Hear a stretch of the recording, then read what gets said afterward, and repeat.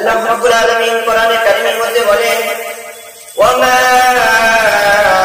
আরসালনাকা ইল্লা রাহমাতাল লিল আলামিন।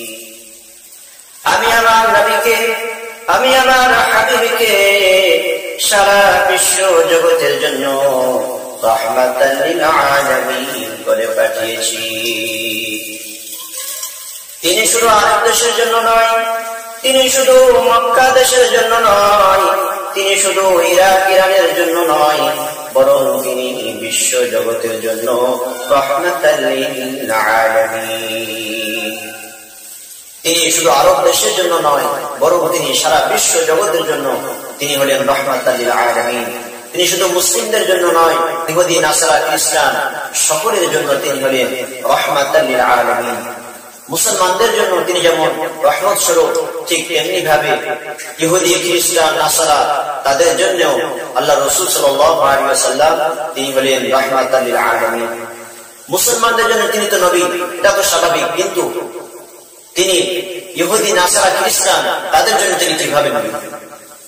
আল্লাহ রাসূল সাল্লাল্লাহু আলাইহি ওয়াসাল্লাম তিনি যখন তায়েফের ময়দানে দ্বীনের দাওয়াত নিয়ে গিয়েছিলেন, তায়েফবাসীদের কাছে তিনি যখন দ্বীনের দাওয়াত নিয়ে গেলেন, তায়েফবাসীদের কাছে যখন দ্বীনের দাওয়াত দিতে লাগলেন, তায়েফবাসী আল্লাহ রাসূলের দ্বীনের দাওয়াতকে তারা মেনে নিলেন না, আল্লাহ রাসূলের দাওয়াতকে তারা গ্রহণ করল না, বরং আল্লাহ রাসূল সাল্লাল্লাহু আলাইহি ওয়াসাল্লামের উপরে তারা ভীষণ ভাবে অত্যাচার করেছে, অবিচার করেছে।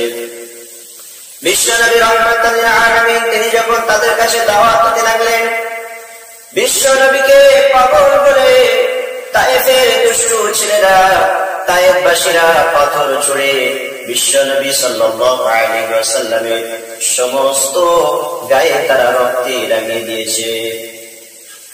বিশ্বনবী রাহমাতাল লিল আলামিন তিনি তারপরেও দ্বীনের দাওয়াত দিতে দিতে তিনি যখন সামনের দিকে এগিয়ে গেলেন, আম্মা জান আয়েশা সিদ্দিকা রাদিয়াল্লাহু তাআলা আনহা তিনি জিজ্ঞাসা করেন, ইয়া রাসূলুল্লাহ, ইয়া হাবিবাল্লাহ, উহুদের ময়দানে আপনার দাঁত মোবারকখানা শহীদ হয়েছে, ওগো নবী, উহুদের ময়দানে আপনি বড় কষ্ট পেয়েছেন, ব্যথা পেয়েছেন, এমন দিন কি আপনার জীবনে গিয়েছে, এমন সময় কি আপনার জীবনে গিয়েছে যে সময় আপনি উহুদের ময়দানের থেকেও বেশি কষ্ট পেয়েছেন? আল্লাহ রাসূল সাল্লাল্লাহু আলাইহি ওয়াসাল্লাম তিনি বললেন, ও আয়েশা তুমি শোনো, উহুদের ময়দানে আমার দাঁত মোবারকখানা শহীদ হয়েছে ঠিকই, আমার দাঁত শহীদ হয়েছে, আমি বড় কষ্ট পেয়েছি ঠিকই, কিন্তু আমার সঙ্গে আমার অগণিত সাহাবায়ে কেরাম তারা আমার সঙ্গে উপস্থিত ছিল। আমি যখন তায়েফের বুকে গিয়েছিলাম, আমি যখন তায়েফবাসীদেরকে দ্বীনের দাওয়াত দিতে গিয়েছিলাম, তখন শুধুমাত্র আমার সঙ্গে একজন সাহাবা ছাড়া আর আমার সঙ্গে কেউ ছিল না। সেখানে আমি বড় অসহায় বোধ করেছিলাম, সেখানে আমি বড় অসহায় হয়ে পড়েছিলাম। তারা ভীষণ ভাবে যখন আমার উপরে অত্যাচার করেছে, অবিচার করেছে। ওগো আয়েশা তুমি শোনো, আমি যখন দ্বীনের দাওয়াত দিতে দিতে সামনের দিকে আগে গেলাম, একটা সময় আমি দেখতে পেলাম আসমানে এক টুকরো মেঘ এসে আমার মাথার উপরে যেন ছায়া করতে থাকে।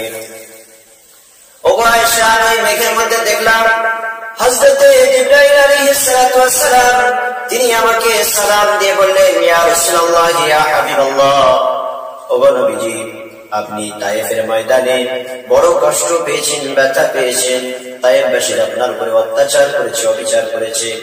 ওগো নবীজি, আল্লাহ রাব্বুল আলামিন তিনি তো সব জানেন, সব কিছু দেখেছেন।